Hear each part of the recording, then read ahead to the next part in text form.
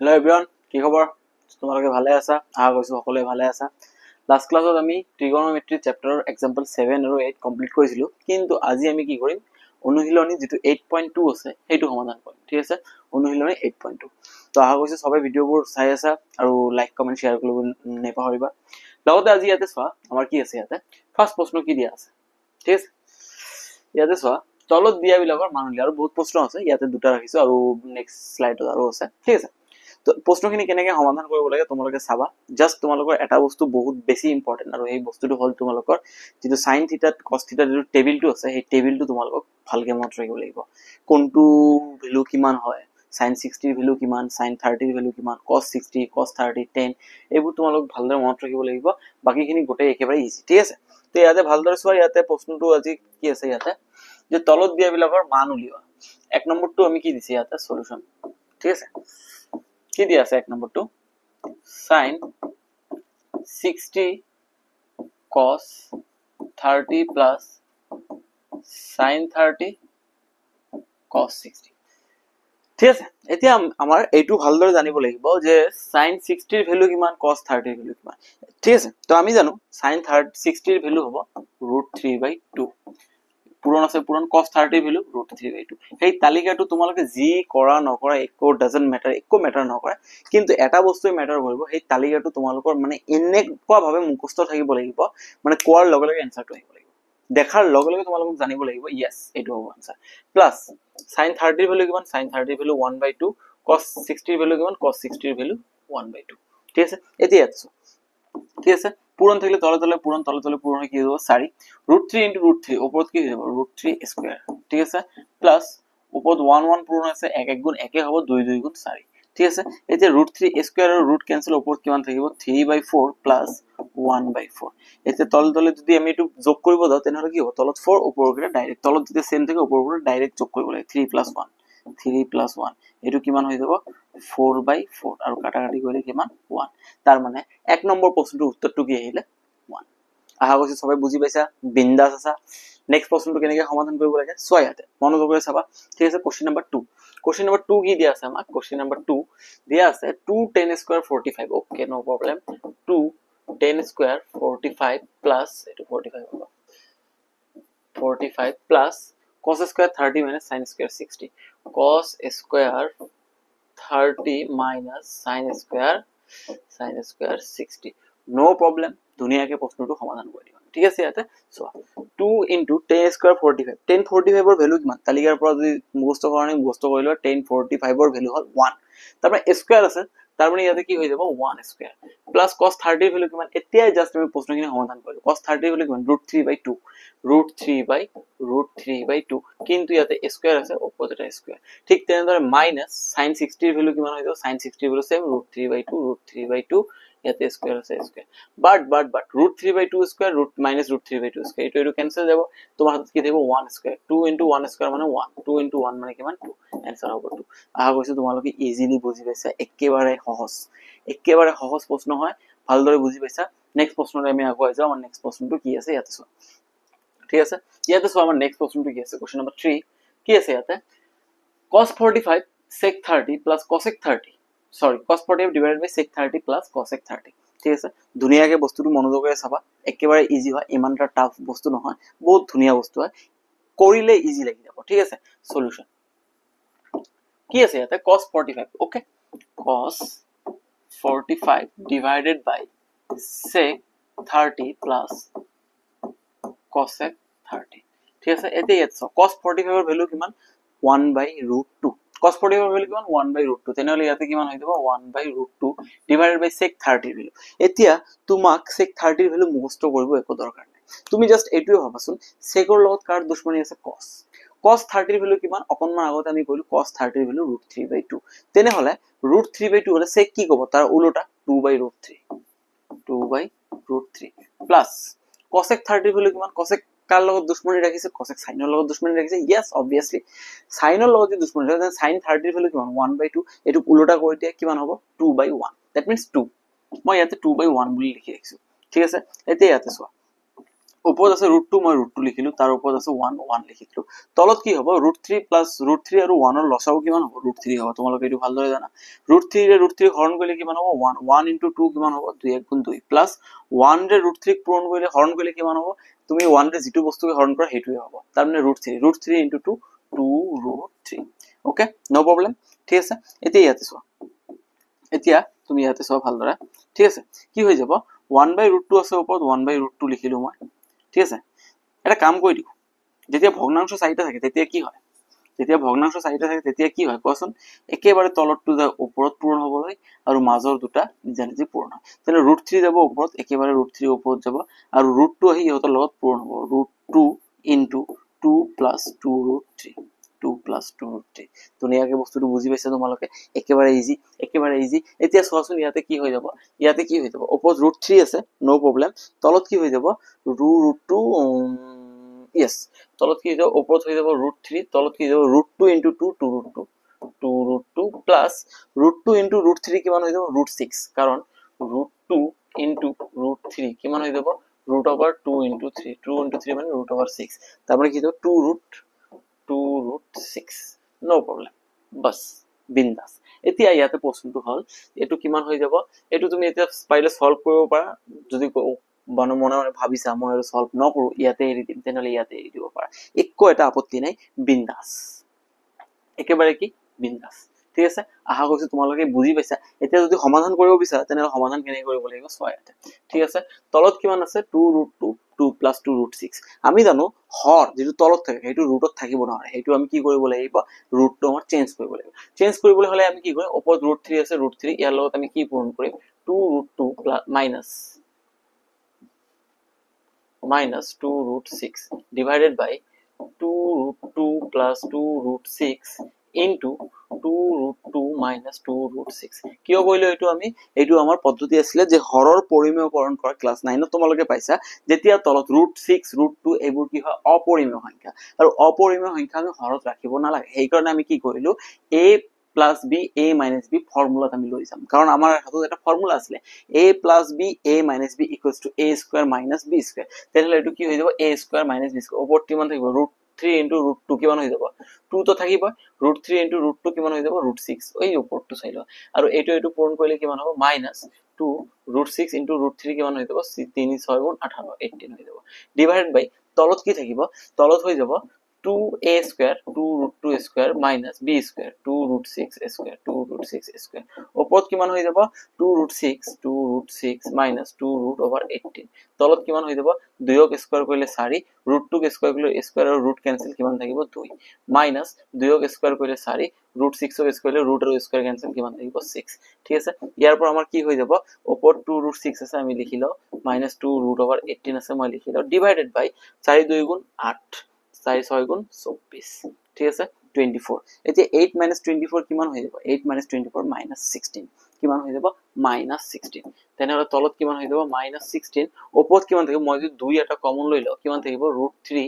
-√18 এইটোৱে থাকিব তলত আছে 16 2 এ 16 কাটলে কিমান হ'ব 8 তাৰ মানে কিমান হ'ব -1/8 √3 -√18 এইটো হ'ব आंसर বাট তোমালোকে যে কৈছা যে আৰু কৰিব লাগে কৈ দিয়া একো প্ৰবলেম নাই -1/8 √3 আছে √18 ক আমি কি লিখিব পাৰি √18 ক আমি লিখিব পাৰিম √9 * 2 এটা 9 ক ৰুট কৰিলে কিমান হ'ব 3 √2 তো আমি ৰুট কৰিব নোৱাৰিম 3√2 তেনে এটো কিমান থাকিব 18 ক আমি কি লিখিব পাৰিম 3√2 এইটোৱে হ'ব আমাৰ आंसर ঠিক আছে এতিয়া যদি কয় -2 মই গুছাই দিয়া -2 দি যেতিয়া পূৰণ কৰিব 1/8 -2 দি এক পূৰণ কৰিলে -3 হৈ যাব এইটো মাইনাস মিলি প্লাস হৈ যাব প্লাসৰ বস্তুটো যদি আমি আগত লিখিতো 3√2 -√3 বাস এটো হ'ব ফাইনাল आंसर আহা গৈছে তোমালোকে বস্তুটো ভালদৰে বুজি পাইছা একেবাৰে ইজি জাস্ট তোমালোকৰ এটা বস্তুৱে ডিমান্ড কৰিব কি ডিমান্ড কৰিব প্ৰ্যাকটিস লাগিব ঠিক আছে নেক্সট প্ৰশ্নটো কি আছে আমি চাই লও নেক্সট প্ৰশ্নটো আমাৰ ইয়াতে কি আছে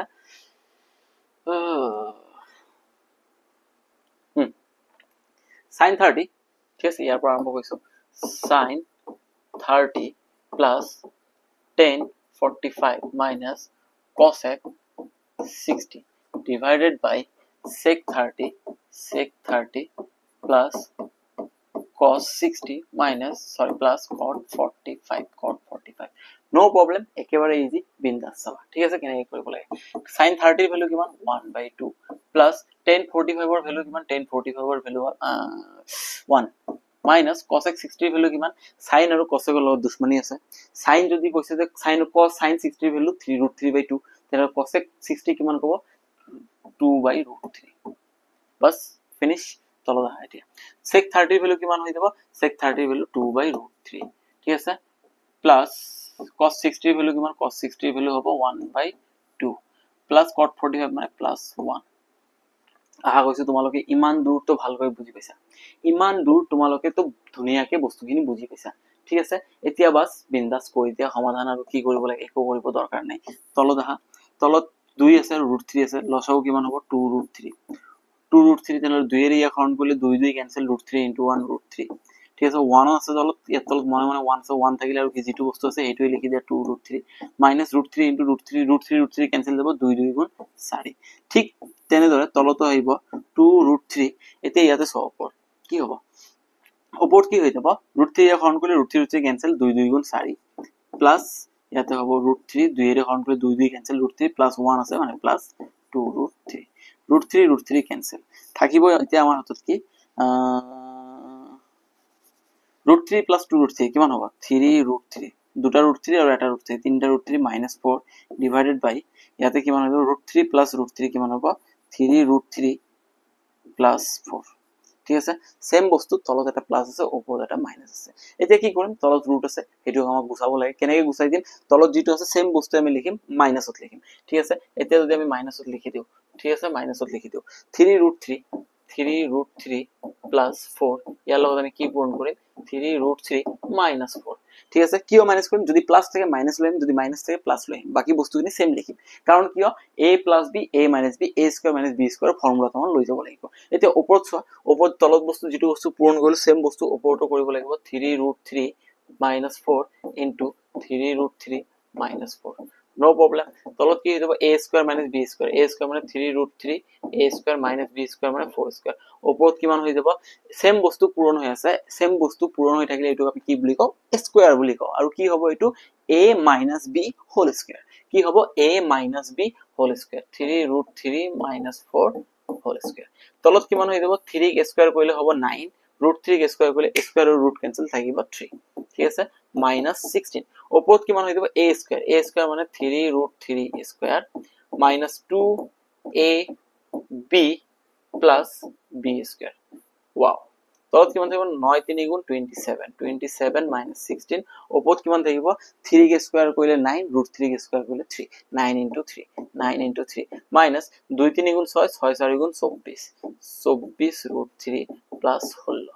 কাৰো কিবা অসুবিধা আছে নাই আহা কৈছো নাই বিন্দাস 27 ৰ পৰা 16 গলে কিমান থাকিব 27 ৰ পৰা যেতিয়া তুমি 16 মাইনাস কৰিবা তেতিয়া তোমাৰ হাতত কিমান থাকিব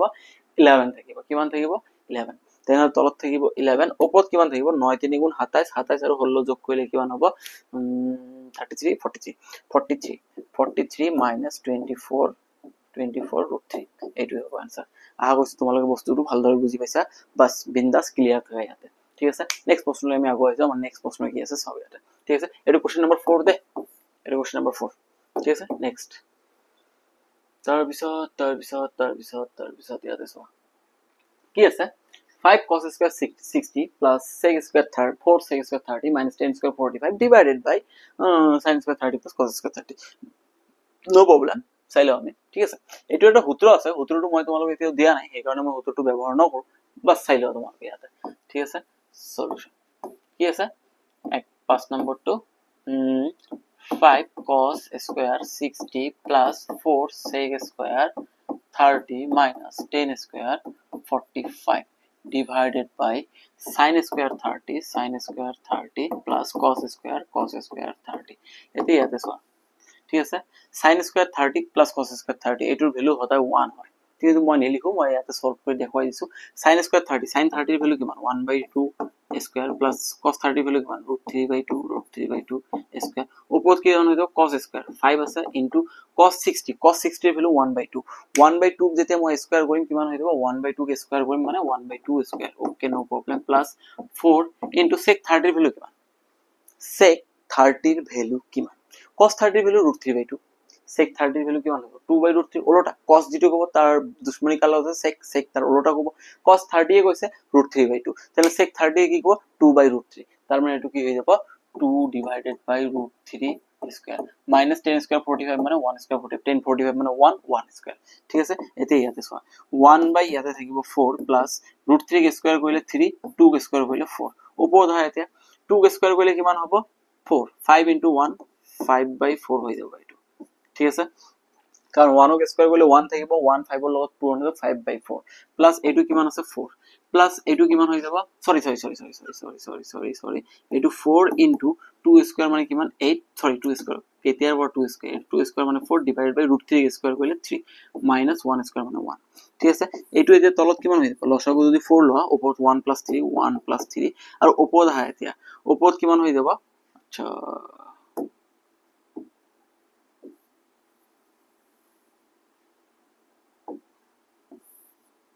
ওপৰত কিমান হৈ যাব 5/4 প্লাস 4 গুণ 16 16/3 minus 1 ঠিক আছে এতিয়া ছয় ইয়াতে কি হৈ যাব ঠিক আছে তলত কিমান আছে 4 ওপৰত 1 + 3 কিমান হৈ যাব 4/4 বাস ওপৰ কাম ফিনিশ 5/4 16/3 minus 16/3 yes 4 আৰু 3 LCM কিমান হ'ব 4 আৰু 3 LCM মানে লসাগু কিমান হ'ব 12 তেনে 12 তলত থাকিলে কিমান হ'ব 4 ৰে 12 হৰণ কৰিলে 3 3 ৰে 5ক পূৰণ কৰিলে 3 5 গুণ 15 প্লাস 3 ৰে 12 হৰণ কৰিলে 4 4 16 গুণ 64 মাইনাস 1 ৰ তলত 1 আছে 1 ৰে 12 হৰণ কৰিলে 12 12 1 গুণ 12 ওপৰত কিমান হ'ব -12 ঠিক আছে তলত 4 4 কেনসেল তলত থাকিব 1 বাদ দিয়া হেতু পাহৰি যোৱা এতিয়া আহিব তলত 12 ঠিক আছে ওপৰত 15 ৰ পৰা 12 গল থাকিব 3 3 + 64 কিমান হৈ যাব 67/12 বাস কি লাগে ইমান ইজি প্ৰশ্ন কি লাগে ঠিক আছে তলৰ 1 2 মই কেনসেল কৰি দিছো দে এটো তলৰ 1 2 মই কেনসেল কৰি দিছো ঠিক আছে নেক্সট লাষ্ট প্ৰশ্নটো কি আছে ইয়াত আজি চোৱা কোশ্চেন নম্বৰ 6 কি আছে হেতু চোৱা cos 30 + cos 60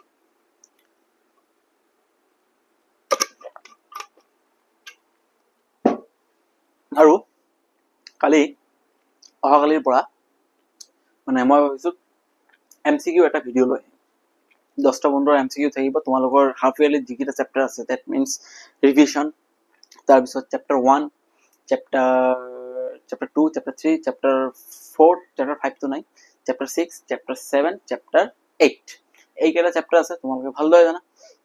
প্ৰতিটো চেপ্টাৰৰ 10টা বা 15টা পাই এমসিকিউ টেষ্ট লৈ মানে ইয়াতে এমসিকিউ লৈ আহিম আৰু ইয়াতে মই সলভ কৰি দিম কেনেকুৱা হ'ব বস্তুটো পৰীক্ষাৰ আগলৈকে বহুত ধুনীয়া হ'ব মই জানো এমসিকিউ বহুত ইম্পৰ্টেন্ট আৰু প্ৰতিবাৰে এতিয়াৰ পৰা তো মেট্ৰিক পৰীক্ষা জানা এমসিকিউ থাকে 45 টা এমসিকিউ থাকে তেনেহলে ভাবিছাচোন বস্তুটো তোমালোকৰ কাৰণে কিমান বেছি হেল্পফুল হ'ব গৈছে ঠিক আছে তো চ্যানেলটো সাবস্ক্রাইব কৰিবা নিজৰ ফ্ৰেণ্ডছৰ লগত শেয়াৰ কৰিবা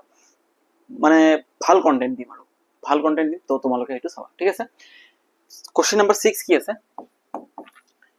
cosec 30 plus cosec 60 minus plus cosec 90 divided by sec 0 sec 30 sec 60 cosec 30 এর ভ্যালু কিমান cosec 30 এর ভ্যালু 2 কিমান 2 ওকে প্লাস cosec 60 এর ভ্যালু কিমান 2/√3 cosec 90 এর ভ্যালু কিমান cosec 90 এর ভ্যালু 0 ঠিক আছে cosec 90 এর ভ্যালু 0 নাকি সরি